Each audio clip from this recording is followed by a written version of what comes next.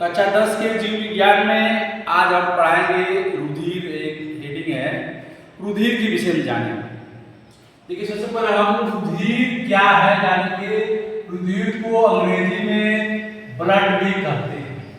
रुधिर क्या है? रुधिर एक तरल संयोजी ऊतक है। इसमें जो तरल पदार्थ है वो प्लाज्मा पाया जाता है और इसमें जो कोशिकाएं पाई जाती है उसे हम रुधिर कणिकाएं कहते हैं। दो चीजें क्या है? प्लाज्मा और दूसरा क्या है? रुधिर कणिकाएं। रुधिर कणिकाएं। देखिए, प्लाज्मा क्या है? जो रुधिर में तरल पदार्थ है उसे प्लाज्मा कहते हैं और रुधिर में जो कोशिकाएं पाई जाती है उसे हम रुधिर कणिकाएं कहते हैं। अब प्लाज्मा क्या है? सबसे पहले जानेंगे प्लाज्मा क्या है। प्लाज्मा यह हल्के प्लाज्मा क्या है? प्लाज्मा हल्के पीले रंग का तरल पदार्थ है। इसमें क्या होता है? 90% जल होता है। 90% जल होता है और 10% जो होता है कार्बनिक और अकार्बनिक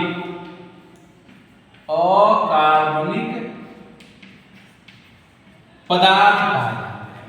क्या है? प्लाज्मा में 90% जल है, 10% कार्बनिक और अकार्बनिक। कार्बनिक पदार्थ में क्या होता है? प्रोटीन है, विटामिन है, सब कार्बनिक पदार्थ है। अकार्बनिक में खनिज लवण है, सोडियम, पोटेशियम, मैग्नीशियम, ये सब पाए जाते हैं। दूसरा हेडिंग जो बताया रुधिर कणिकाएं। रुधिर कणिकाएं आप देखिए, रुधिर कणिकाएं यह 3 प्रकार की रुधिर कणिकाएं होती है। पहला होता है लाल रुधिर कणिकाएं। लाल रुधिर कणिकाएं पहला है। लाल रुधिर कणिकाएं क्या होती है? लाल रुधिर कणिकाएं में हीमोग्लोबिन नामक रंजक पाया जाता है जिसका रंग लाल होता है। इसी कारण रुधिर का रंग भी लाल होता है। अब देखिए, हीमोग्लोबिन जो इसमें रंजक पाया जाता है उसी से क्या होता है? ऑक्सीजन और कार्बन डाइऑक्साइड का परिवहन होता है। हमारे शरीर में जो ऑक्सीजन पहुंचता है इसी हीमोग्लोबिन के कारण हीमोग्लोबिन पाया जाता है। ये हीमोग्लोबिन क्या करता है? इसका रंग लाल होता है। क्या करता है?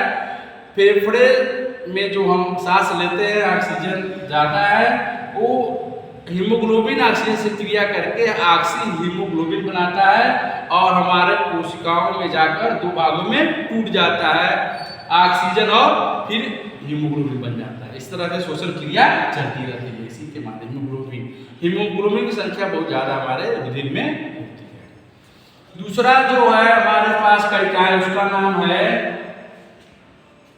श्वेत रुधिर कणिकाएं। श्वेत रुधिर कणिकाएं। श्वेत रुधिर कणिकाएं क्या होती हैं?